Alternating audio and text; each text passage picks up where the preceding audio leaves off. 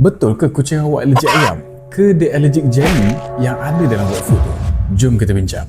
So, ada kat parents yang bila nampak kucing orang muntah, cerit-berit dan perut jadi saja terlepas makan wet food, terus claim ayam sebagai punca masalah. Tapi sebenarnya satu bahan yang sangat common yang digunakan untuk jadikan tekstur jelly ataupun gravy tu jadi lagi pekat, iaitu carrageenan. Carrageenan. Sesetengah kucing yang tak ngam dengan bahan carrageenan ni boleh menyebabkan discomfort dekat digestive system diorang.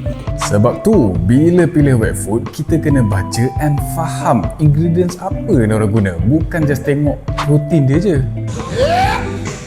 So, kalau kucing awak selalu masalah perut selepas makan wet food tertentu, pergi cek dengan vet dan link balik wet food yang korang bagi tu ada bahan carrageenan ni ataupun tidak. Kadang punca penyakit ni tak obvious yang macam kita expect. Kadang boleh jadi bahan yang orang tak sebut-sebut. So, biasakan diri untuk baca dan faham ingredient tu sebelum beli makanan kucing.